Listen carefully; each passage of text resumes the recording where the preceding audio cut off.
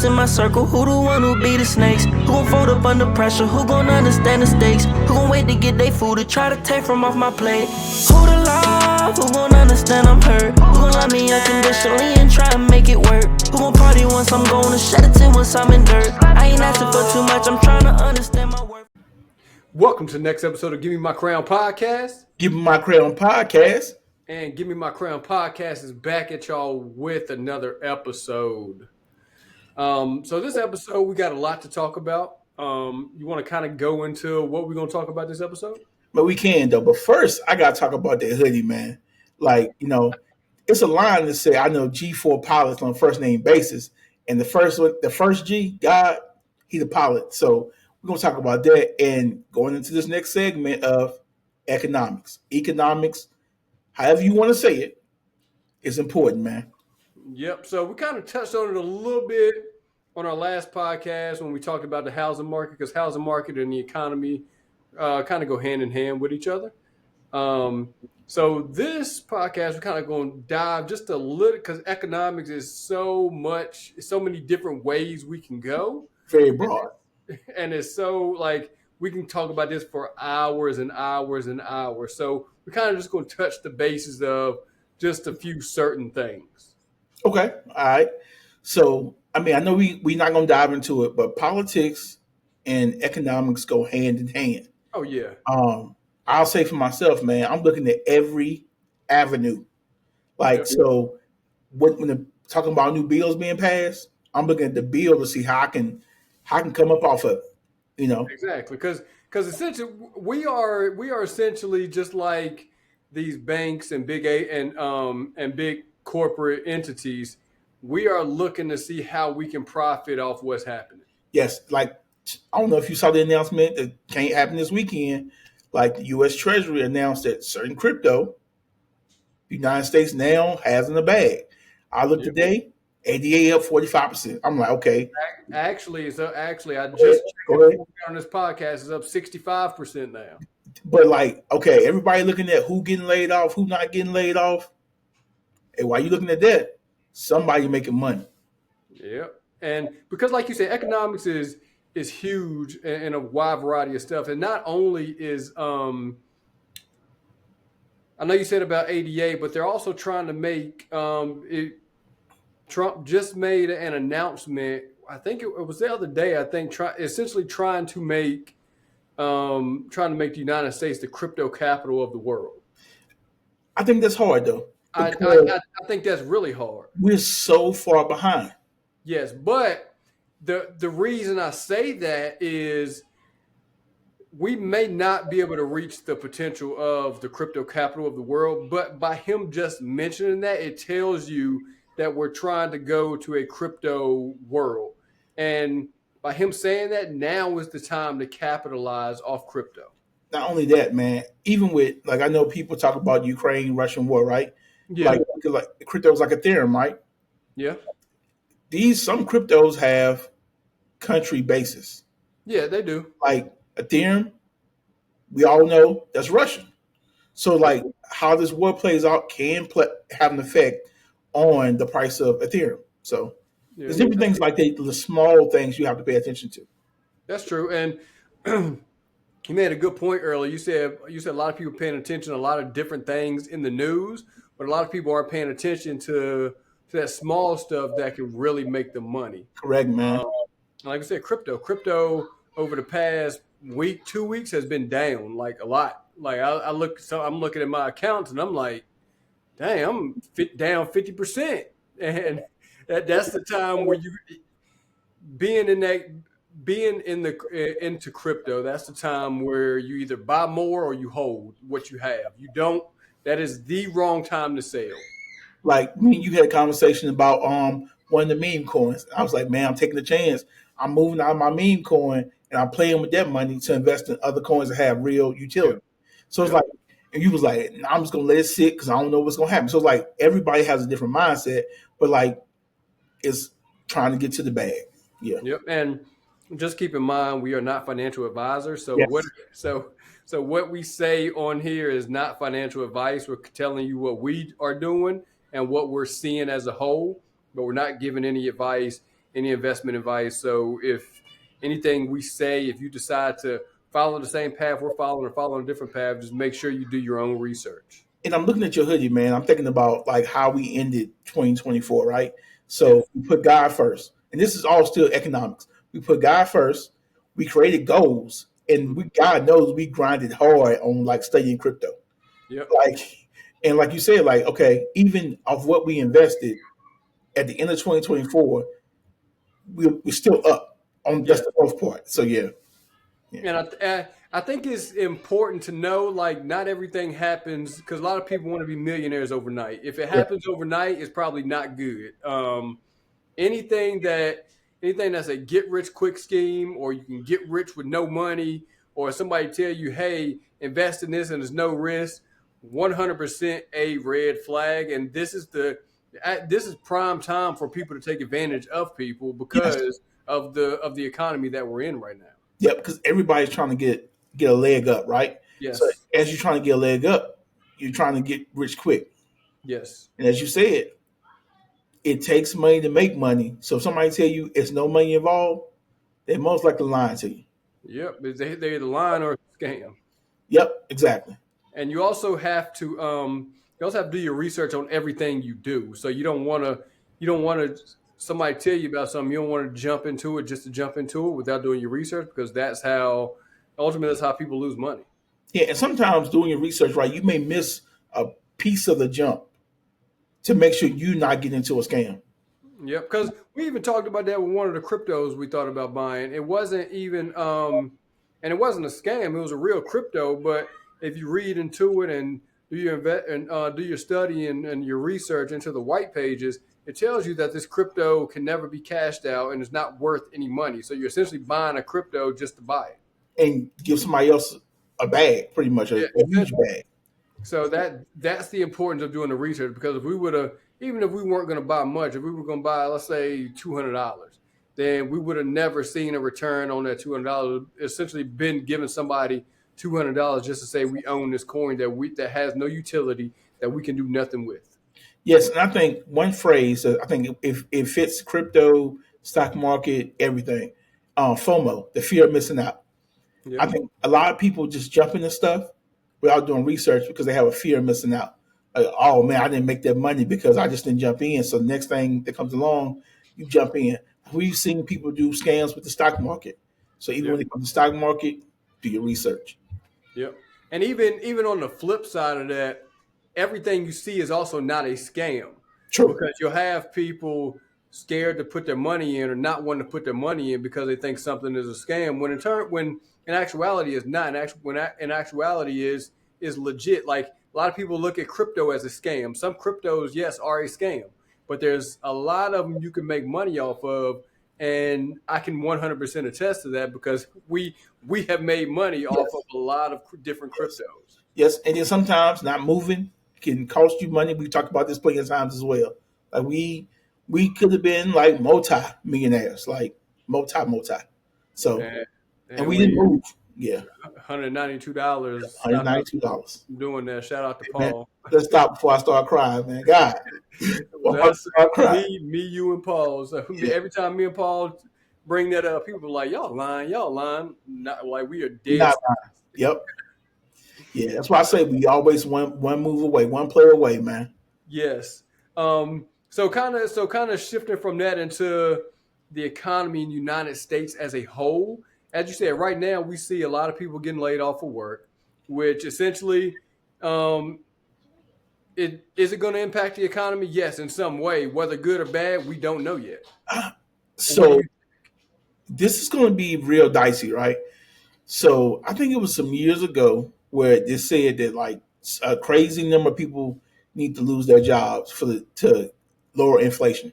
I remember that. And at first I was like, yo, I don't understand how it works.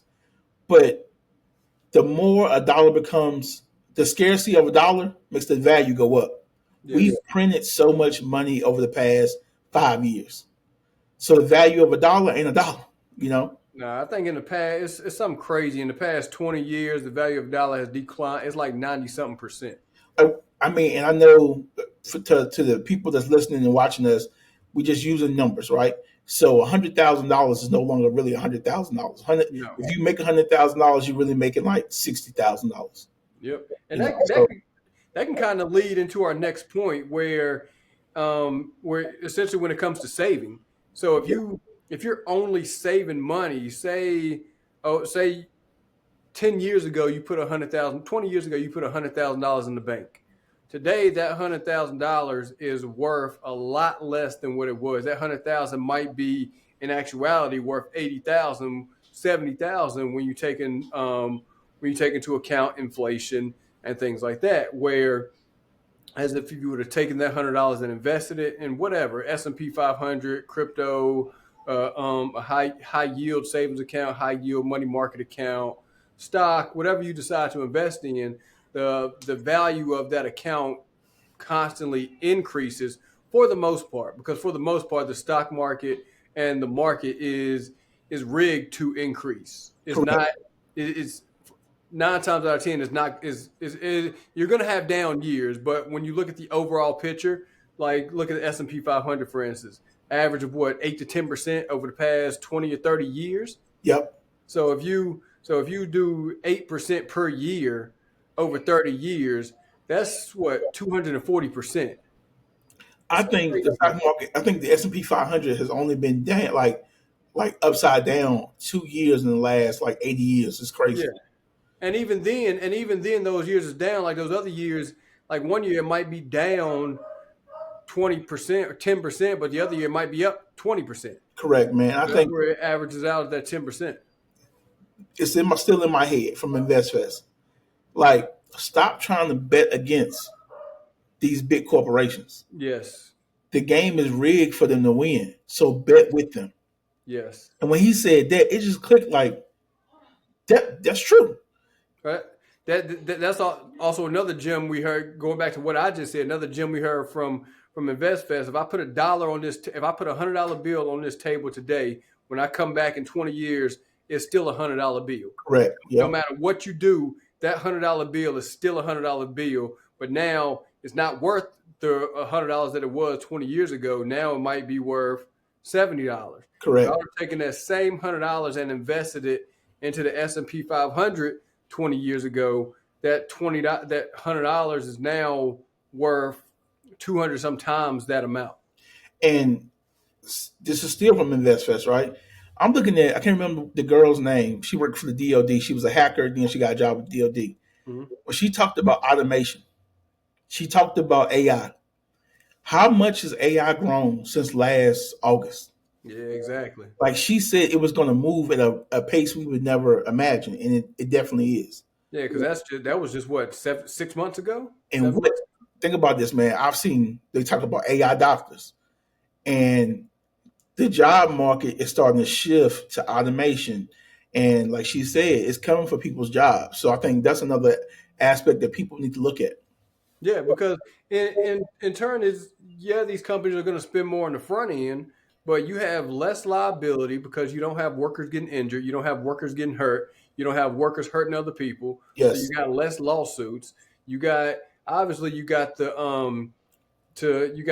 cost to keep for maintenance, but in 2 or 3 years, how much money are you saving in the long run versus because you get one of those robots might last 10 to 20 years, if not longer. It's not even that. You see a instant savings in like the first year. I know. Think about it, man. Robots don't need health insurance. Yep. Robots don't need any type of insurance. It's like once you do it, for every 70 robots, you may need 3 maintenance people. Yep. Because they don't need, like you said, they're not coming to you asking for a pay increase. Yep. They're not coming to you asking for insurance. They're not coming to you asking for days off. They can work around the clock, Yeah. which in that sense might help the economy because you're able to produce a lot more, especially when the supply on certain things are higher. You're able to produce a lot more. I think now I will differ with that. I think it hurts the economy Why because you say that? it takes it takes people's jobs, right? I agree with that. Yes. So I'll give an example. Like, okay, I'm just use Teslas, right? Or any electric car, self-driving cars, taxi drivers Yeah. in major cities like New York, San Francisco, That's true. places like that, right? You no longer need somebody to drive a taxi. You can just own a self driving car and it does it on its own. That's true. So those people who drove taxis for a living, what do they do now? That's true. If you, Because you got a point. Because a lot of those people that's their career. Like that's what they do. They come from, especially some of these people that come from across seas. That's what they do. Like their whole purpose for coming over here is either drive taxi, Lyft, whatever. And like you said, when you do that, that's killing that job market. and I'll say this, man, the pandemic, it helped people and it hurt people, right? People got so much money sitting at home during the pandemic, so they were like, I don't need to work. I don't need to do this, right? Excuse me. So what do employers say? Okay, I got jobs here. Mm-hmm. Nobody's willing to work them, Yep. right? So what do I do as an employer? Yep. I At don't that point, keep asking you to work for me. You say no. I'm raising wages, and you say no. Okay, I'm gonna get me a robot. yeah, you're almost forced to go get a robot. Exactly. And so because it's crazy. Like when people say there's no jobs. There were jobs out here at one point, and like you said during the pandemic, because people were getting crazy amounts of money Yes. just sitting at home doing nothing. And if you look at it financially, can you blame those people? It's like, yeah, maybe not. But then when you look at the long run, like that can only happen for so long. Yeah, but it was people that were making more money than me or you, just regular salaries, sitting at home. Yep. The economy could not sustain that. No. Now, like, okay, there are jobs, but people say I'm too good to work this type of job, Mm-hmm. and I think that's a problem. That's too much pride. Because that's even when you see like if you because they even talked about this at InvestFest. If you look at the kind of jobs that they're coming for, Don't say it. Don't say it. warehouse, fast food industry.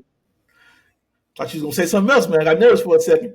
People get canceled over saying that. Don't say it. No, I'm just saying it's I'm just saying type of jobs. Okay, got you. Warehouses, fast food industry, things like that. Because you look at like for instance, fast food industry. You look at McDonald's, Burger King, Yeah.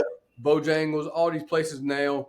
You're not having anybody to take the money, or not. I'm sorry, not to take the money. You're not having anybody at the over the intercom. Yep. When you go inside these places now, there's nobody at the counter. You got to go up to the computer and put your order in. Yep. So you got people making your orders, and that's about it. So that eliminated on one shift. That eliminates what? 3 people. That eliminates the person taking the money, the person running the front cashier, and then still got one person handing the food out the window. But shit, even when we went, where did we go? We went to Atlanta. I think it was last year, where the Chick-fil-A, they put the food in like, it's like a little box. The box goes from the main space over to the drive-through, and it opens up. You reach in and grab your food out. Yeah. I mean, it just shows you what automation can do, and then we're still only in the beginning stages of it, and so it's definitely gonna take jobs, and in that sense will hurt the economy. Exactly. So we already say there's no middle class, right? Mm-hmm. It just makes the gap between the wealthy and the poor bigger. Yes. Yeah. And there's other stuff that plays into that too. Yeah.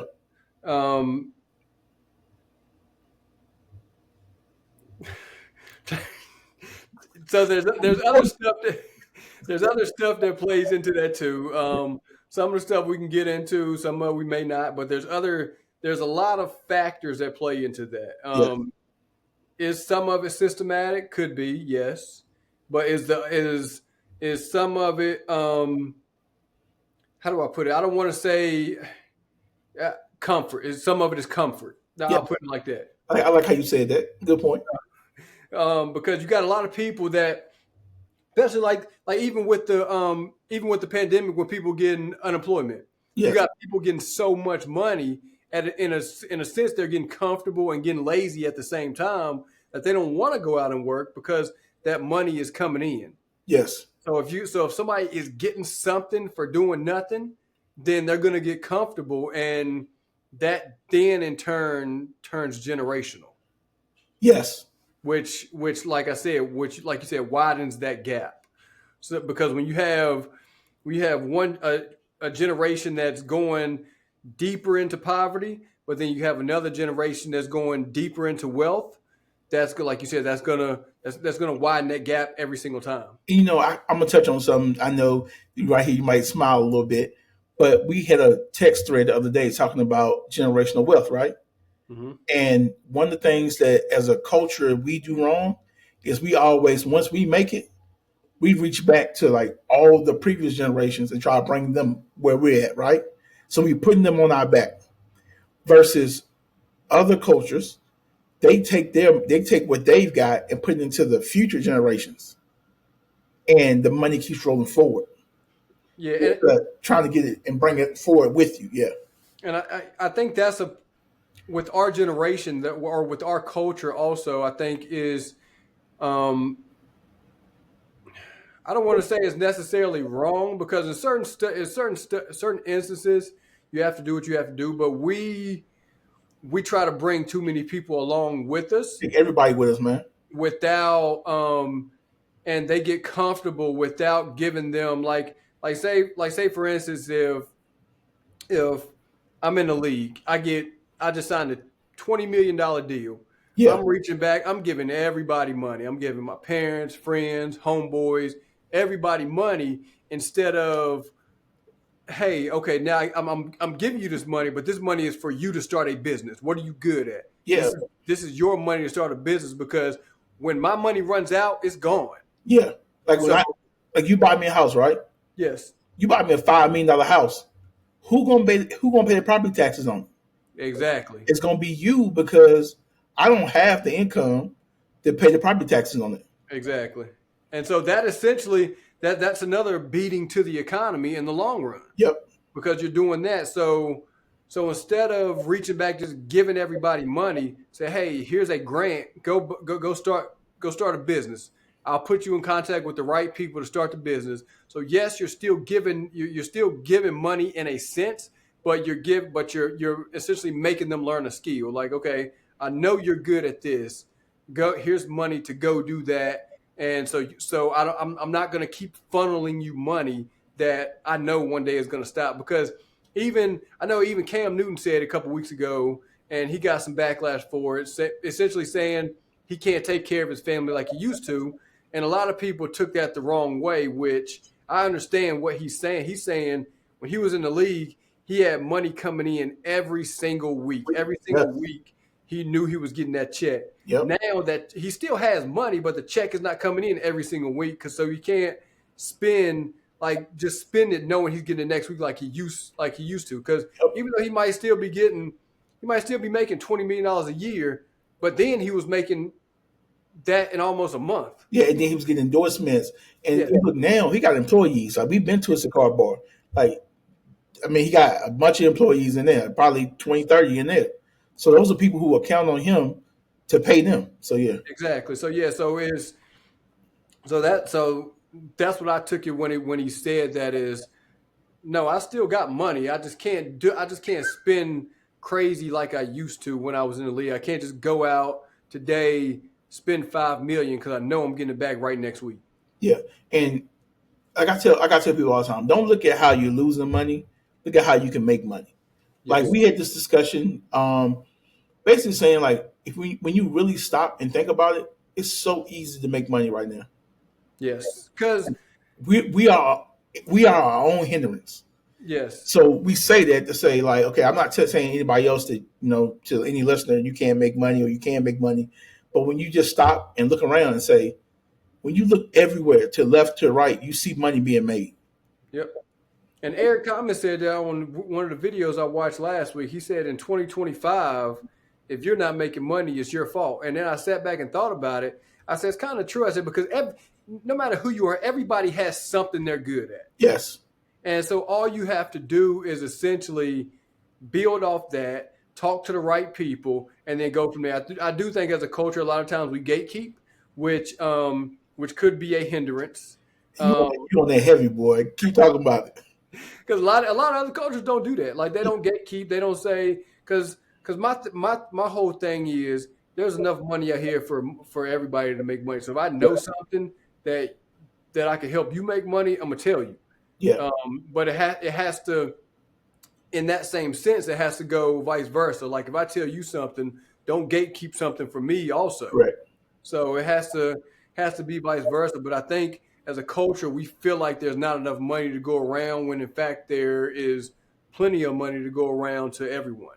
And I would say in this era of really understand what business is, right? Yes. If you want to do business, we talk percentages. Yeah, exactly. If you want a loan, you talk a physical amount. Yes. And that's the difference, right? Now, if you don't say like, I'm saying like, okay, if he wants me to invest in his business right now, I'm like, okay, if I give you this amount of money, I'm gonna need 20%. Yeah, and not 20% for 3 years. I need 20% of the business. Yes, because what that does is that if I'm asking you for money for my business, what that does, that's going to make you invested in my business. That's Yes. going to make you want to see my business thrive. Which, on the other hand, if you're giving me 20% for 3 years, you like, I don't care, or you giving me money, I say I'm gonna pay you this amount back. I don't care. At that point, you don't care how good my business does. You just want your money back. Correct. Yep. So I think that's a good point. But we also have to. A lot of times you have to go. It's hard to go into business completely by yourself too. Like you need a team. When you have a team, you have multiple people. You have multiple minds. You have multiple people thinking about a common idea. Yes. And you have and goes back to the point I just made. Everyone is good at something. Not everybody is good at everything. So you look at Eric Thomas and CJ, for instance. CJ is the mastermind. Eric Thomas is the voice. Yes. So CJ is behind the scenes, and he's good with being behind the scenes. He's like, no, I'm good with it. We both making money. We're going to put you out there. We're going to push you because this is what you do. I'm still here. I'm making money. So let's go. Let's do it. I know what I'm good at. I love that model. I'm just saying, I love the way they operate. Just saying, But I just think, we give the people a lot. And I think if you really listen to what we're saying, it'll make your mind open up to really thinking about and see the economy a different way. Yes. Yeah. So like we said at the beginning, there's so many different angles and different ways we can go into this. So we'll come back definitely another episode and go a whole different way, because like today we barely even scratched the surface. And I don't even know if we scratched the surface. We just hit on a few different topics and said, hey, here's a little nugget, here's a little nugget, here's a little nugget. But it's so many different angles that we can go into with this. Yes. I mean, I'll say this, right? One thing I'm really looking into, and I heard a lot of people talk about this, is quantum computing. Whoever solves that equation, whatever company solves it, it's going to go through the roof. So I'm always trying to see okay, whether it's Microsoft or whoever it is, how close are they to solving this problem? So yeah. Yep. So like I said, we'll definitely come back another episode and go into a whole different route of or go into a whole different lane of the economy or money, because it all ties into one. So definitely be on the lookout for that episode. Yes, sir. And as I told y'all last episode, I am a financial coach. So if you are looking for ways to save and budget your money, or just looking for financial literacy basics, I do run a financial literacy class every Tuesday, Thursday, and Sunday. It is virtual, so aefinancialcoaching.com. You can sign up. And we can go from there, or you can go online, aefinancialcoaching.com, schedule your free consultation, and I can tell you exactly how a financial coach can help you, what a financial coach can do for you. I love it, man. I love it. And as we always say before we get off every podcast, this is more than a podcast. We handing out crowns. Hand them out. Who the lover, who the hate? Who the realest in my circle? Who the one who be the snakes? Who gon' fold up under pressure? Who gon' understand the stakes? Who gon' wait to get they food to try to take from off my plate? Who the love? Who gon' understand I'm hurt? Who gon' love me unconditionally and try to make it work? Who gon' party once I'm gone and shed a tear once I'm in dirt? I ain't asking for too much, I'm trying to understand my worth.